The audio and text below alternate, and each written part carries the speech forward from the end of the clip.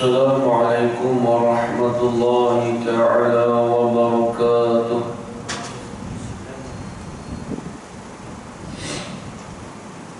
Bismillahirrahmanirrahim.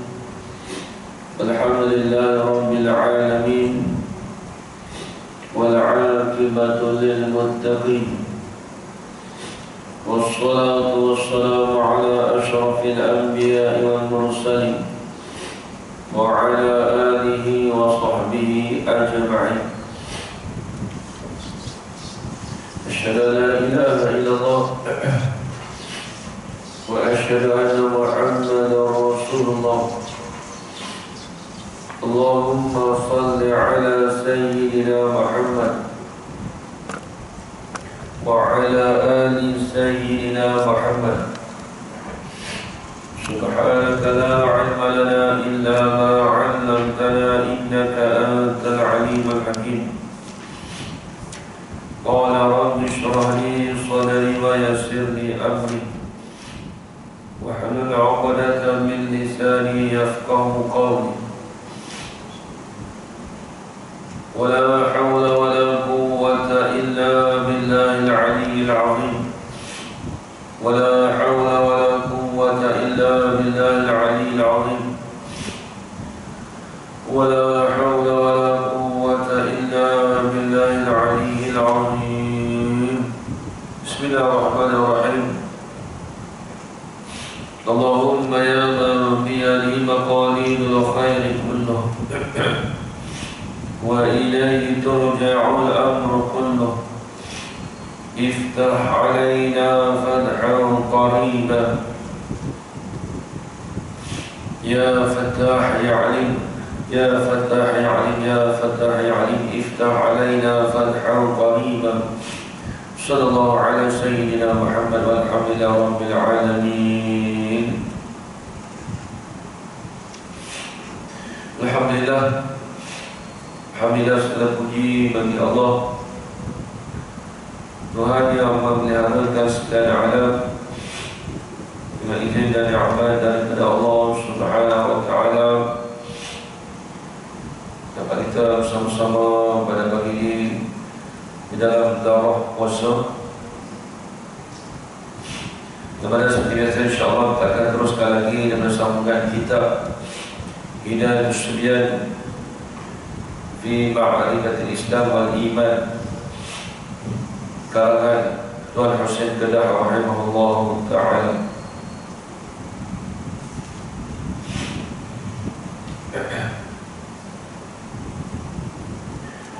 Baik, kita sambung lagi insyaAllah pada muka surat kalau kita jawi 33, iaitu perkara yang membatalkan puasa. Gimana? Bismillahirrahmanirrahim. Qala Syekhul Musannif rahimahullahu ta'ala wa nafa'ana bi'ulumihi fid darain amin ya rabbal alamin. Faslun, ini suatu fasal. Bermula yang membatalkan puasa itu 9 perkara. Ini nak menceritakan tentang perkara yang membatalkan puasa. Bukan 9 saja, bahkan banyak. Cuma dalam kitab ini disebut 9. Kita akan disyarahkan pula. Saya akan syarah dia nanti. Dia kata bermula perkara yang batal perkara. Bermula perkara yang membatal akan puasa itu 9 perkara. Pertamanya, memasuk akan suatu ain. Apa maksud ain? Iaitu satu benda. Bila sebut kata ain ini, suatu benda.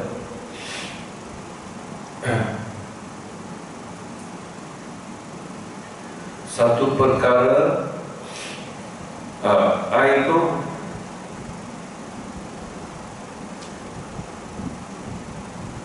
apa, dunia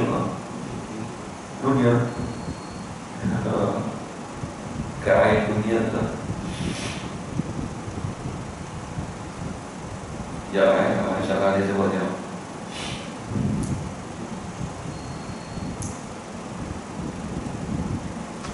ke dunia.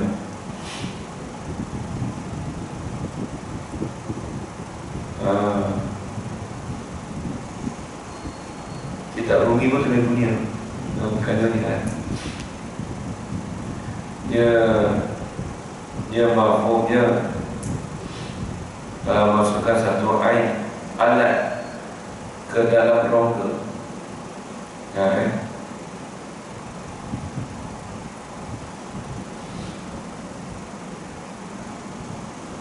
dia air dunia ni satu benda alat ataupun kayu ke, makanan ke,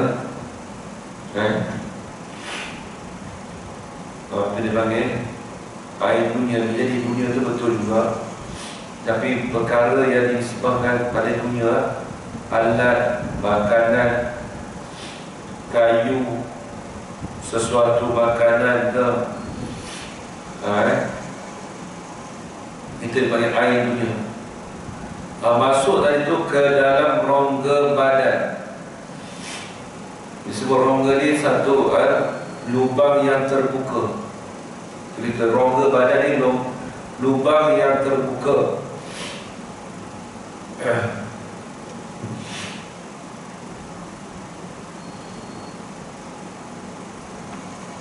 Bagi anggota badan, jikalau atas jalan beriwayat sekalipun. Apa makna riwayat? Jikalau di atas jalan mencerita sekalipun dengan sengaja,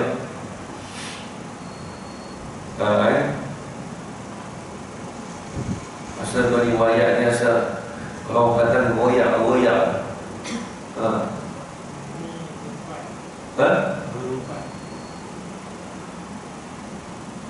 Silap. Bukan yang tidak ayat tu. Berubat. Jikalau atas jalan berubat sekalipun. Ini goyak.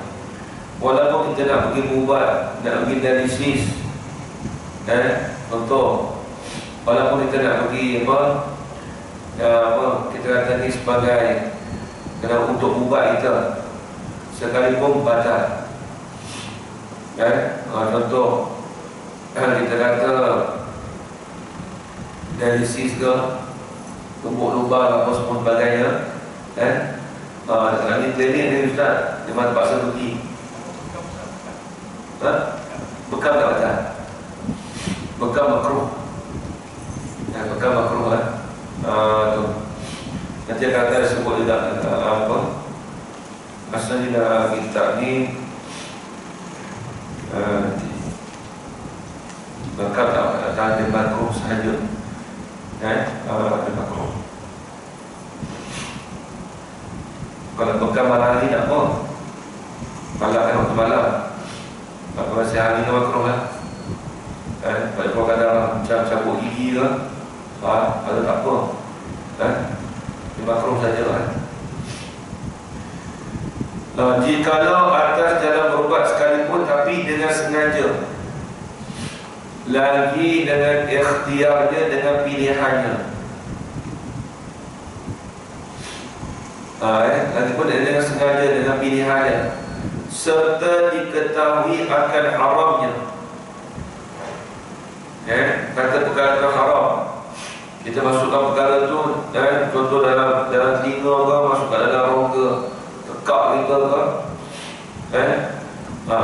haram tadi tu daripada lubang yang asli. Daripada lubang asli. Nanti akan tak sebut lubang yang baru tu macam mana. Lubang yang asli, contohnya seperti mulut. Mulut tu lubang asli lah, lubang asal, lubang asli, lubang asal dan dubur Atau lubang yang baru. Ini lubang baru. Seperti menikam oleh seorang akan perutnya.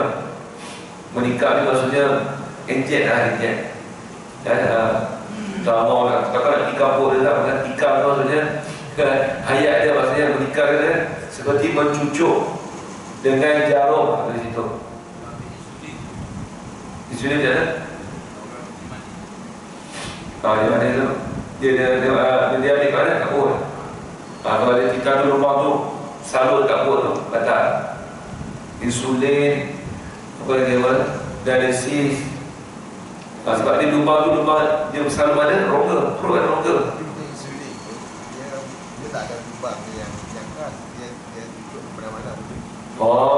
Tapi kalau kata tadi mana kata kalau dia cucuk kat lubang perut tu, batal.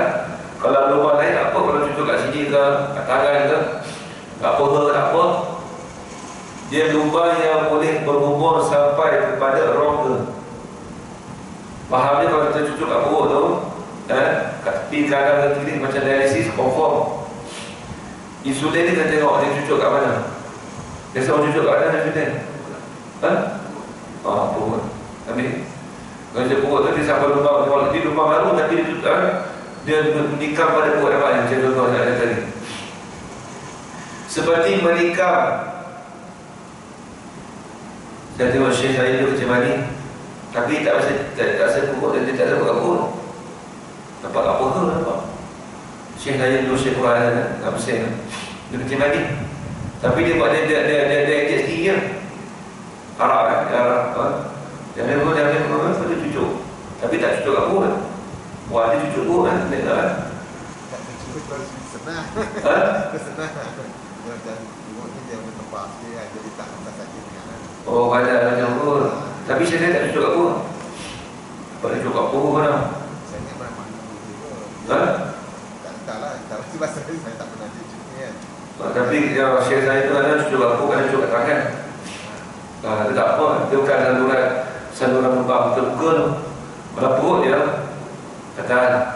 Tapi dia kalau kat perut kan dia bukan sampai ke dalam ni, dia kat atas ni dia macam Dia betul kata. Saya tak tahu spesifik macam mana. Tapi kalau dia rasa dia masuk dalam rongga perut, itu batal. Kalau tak masuk, tak apa. Macam ni disebutkan menikam oleh seorang akan perutnya, maka sampai ke dalam rongga. Sampai dalam rongga tak? Kalau tak sampai, tak apa. Contoh kita kata kalau dialisis sampai.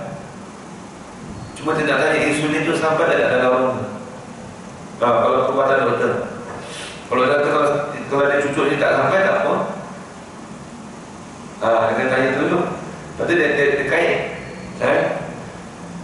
Seperti menikam oleh seorang akan perut. Ini mencucuk injection lah. Akan perutnya maka sampai ke dalam rongga ni. Kalau sampai dalam rongga, batal. Sampai dalam rongga tu cucuk. Sampai taklah sebab jauh dia pun tak panjang jauh dia pun. Dia kalau panjang tu sampai. Tapi kalau dia cucuk tu dah sampai dalam rongga, batal. Tu yang dia punya kaedah itu. Maknanya kalau cucuk selain pada perut boleh ya? Boleh. Selain pada lubang terbuka, kalau cucuk kat dalam tekak tak boleh lubang terbuka ni. Cucuk kat telinga tak boleh lubang terbuka. Cucuk kat hidung lubang terbuka. Nanti buat tadi dah, lubang terbuka itu asal. Lubang baru ni tengok. Cucuk kat lumbur ke apa ke, batal. Tengok. Habis. Yang demam panas ni, doktor masuk buka lumbur tu, yang batal. Macam mana? Macam kita demam panas kan. Doktor kan ada pici tu, ubat lah kan. Dia cucuk kat mana? Lubang lumbur lah. Lumbur batal. Tak ada lubang lumbur. Sebab tadi sebut tadi. Lumbur, mulut dan lubur. Itu boleh lubang yang asli. Baik. Jadi dia sebut dalam kitab gitulah. Dalam kitab dia kata tambahan lagi dia kata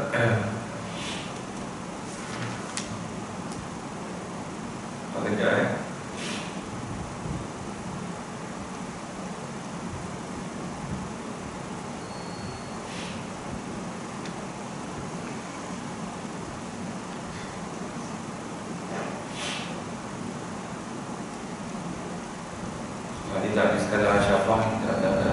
cerita lah.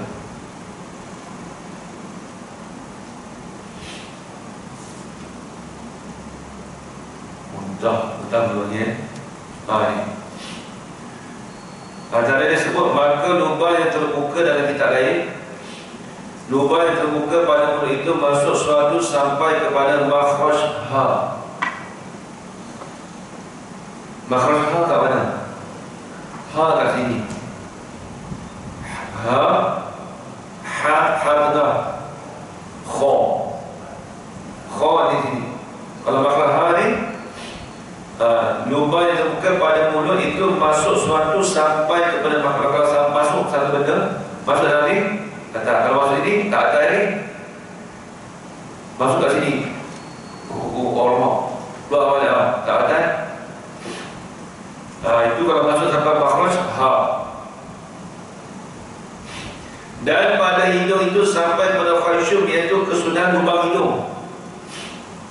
Kita buat hidung tak batal lagi, dia makruh. Itu bukan kesudahan, kesudahan tak sampai kita khasyum. Dan telinga itu sampai kepada mukhon, iaitu kesudahan lubang telinga. Kesudahan lubang telinga batal. Tak lain sebut. Dan pada jubur itu masuk suatu lebih dari kadar yang terbuka waktu qada hajat. Dia terbuka waktu qada hajat, iaitu lebih daripada kadar yang wajib dibasuhnya. Dapat apa kena balak pucuk air tu, basuh tak tu. Dia tak basuh tepi dia lah. Dan pada faras itu lebih daripada kadar yang wajib dibasuhnya. Dan pada zakat itu masuk suatu kadang-kadang walaupun belum sampai pada asyafah. Lubang zakat kan, dia masuk benda tu. Jarang orang nak etik kat rumah zakat tu, tak ada. Tapi dia kata dia cucuk datang kalau lebih. Walaupun tak sampai asyafah lagi tu, batal.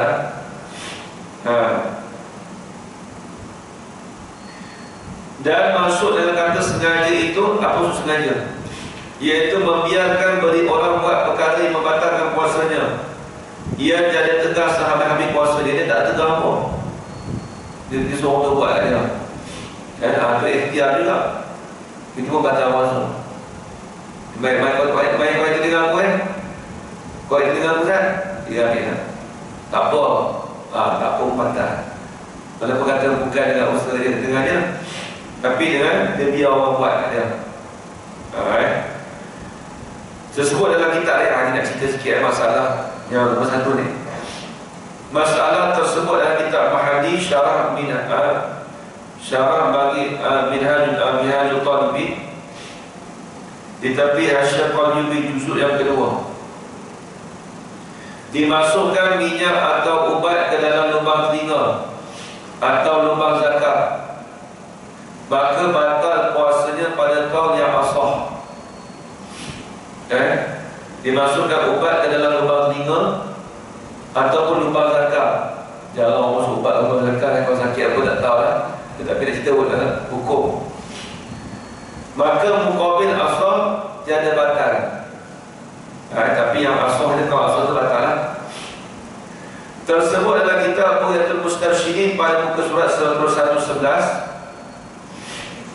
Seorang yang kena sakit telinga, yang tiada tertanggung oleh diam, tak duduk diam kalau sakit telinga, melainkan dengan masuk ubat ke dalam telinga, dan tahkim oleh ringan sakitnya atau hilang sakitnya dengan kata doktor atau dengan pengetahuan sendiri. Kalau dia kata dia sakit telinga sangat, tak apa sakit lah, jangan puasa. Tapi kalau dia masuk ubat, dia boleh lega sikit. Doktor pun boleh nampak juga. Macamnya boleh tak berubat. Dan secara harus dan tiada batal puasanya. Itu pun ni. Masalah sakit telinga tu, tahu, tak tertanggung, tak boleh diam sakit telinga, tak dapat tidak mesti kena masuk ubat. Ataupun dia boleh hilang sakit, ataupun dia ringan sakit dah. Di situ kata ulama, boleh dia nak letak ubat tu dan secara harus dan tiada batal puasa, tak batal puasa. Masalah dalam kitab lain sebut, jika kena bala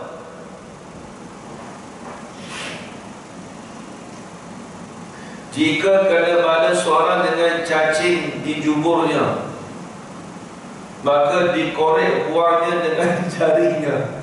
Sebab kalau kena korek jari, maka tiada batal puasanya jika takyid tiada ada jalan yang lain melainkan dengan dikorek buang dengan jarinya. Kalau tak ada jalan lain, tak pakai tangan, kena korek. Dan saya tak batal puasa juga. Itu tak batal puasa juga. Masalah dia kata, orang yang buasir yang keluar rembungnya, kamu ni tahu tu buasir. Orang sini macam apa? Bukan nama rembung, rembung. Tak betul? Orang KL macam apa? Tak ada orang KL. Orang macam apa? Orang kata macam apa?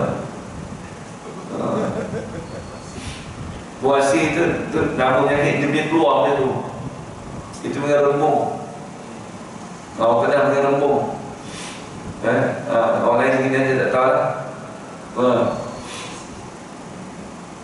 Jadi dia kata dia keluar rembung, tiada batal puasanya disumbat masuk balik dengan jarinya atas kaul yang muktamad. Dia cucuk balik tak buat tak batal. Dia puasa dia lain sikit, dia keluar tu dia kena cucuk balik. Masalah orang yang mencabut gigi padahal dia puasa. Dia nanti tak lain sebab dia cabut gigi. Maka tiada batal puasanya jika tiada ditelan darahnya dan air diamnya yang bekas-bekas darah. Tak ada orang telan. Maka jika ditelan darahnya atau air yang bekas-bekas darahnya, maka batal puasanya. Itu batal puasa. Bahkan jika umur baluan dengan keluar darah itu dan tiada mungkin untuk memelihara darah itu, selalu keluarnya dan secara dimaafkan. Itu banyak darah itu tak apa. Maka dimaaf pada puasa dan dimaaf juga pada sembahyang jika sedikit darahnya dan tiada ditelan akannya.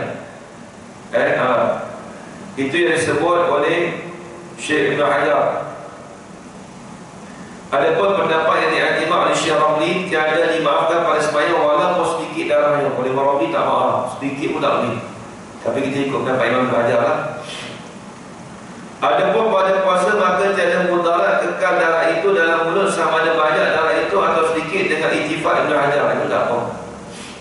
Banyak atau sedikit tak batal. Tapi jangan telan lah. Dan masalah ini semacamlah dengan orang yang berdarah gusi yang sentiasa keluar darahnya. Darah gusi kan? Sama tak batal. Masalah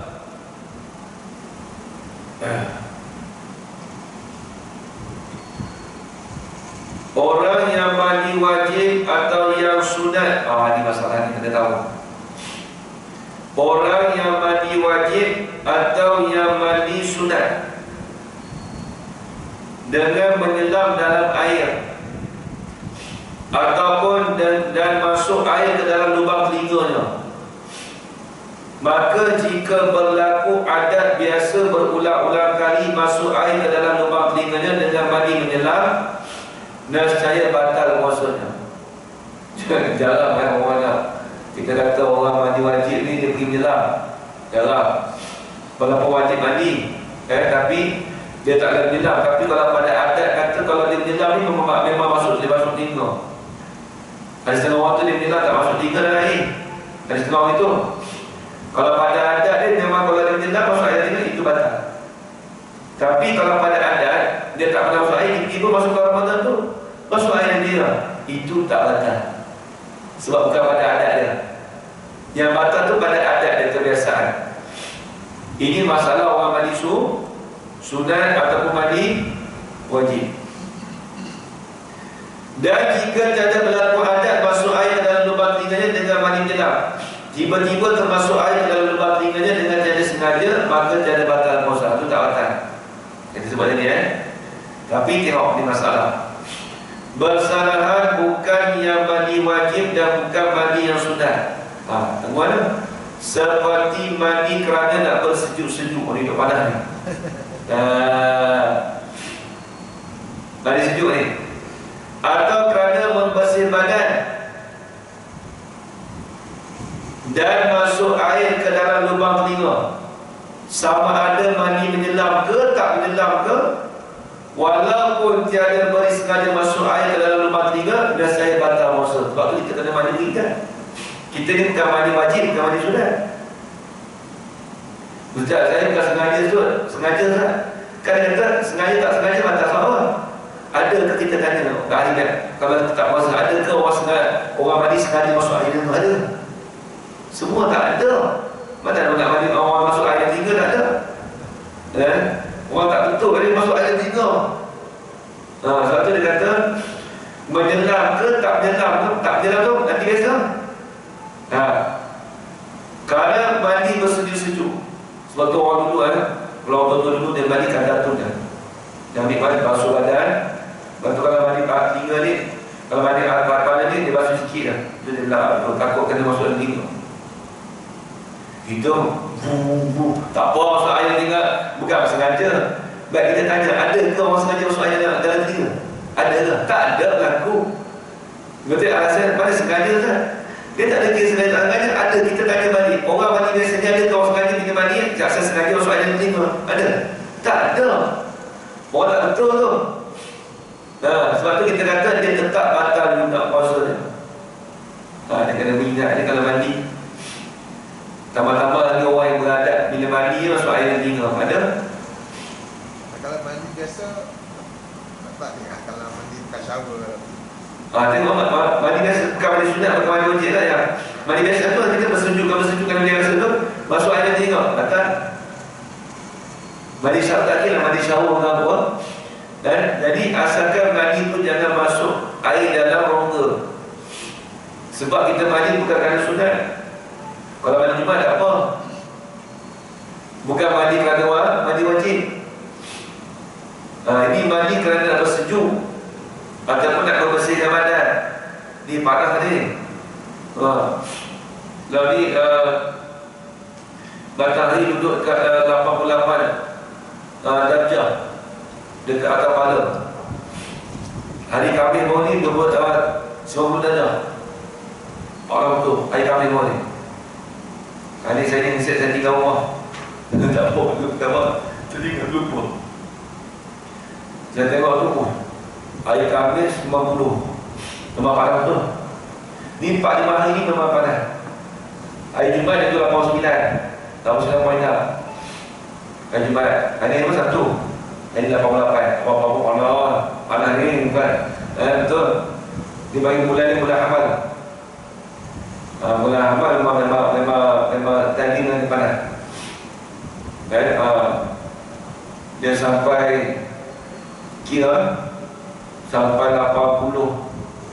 Duk panas hari puasa ni panas. Sampai hari puasa ni panas. Jadi kita nak mandi tu kena ingat. Mandi pakai jilid-jilid ni boleh. Kalau orang jenis orang mandi, kalau mandi sini dia tak masuk telinga tak apa. Tapi kena jaga-jaga juga. Kau masuk telinga tak? Tak tu dia kata tadi.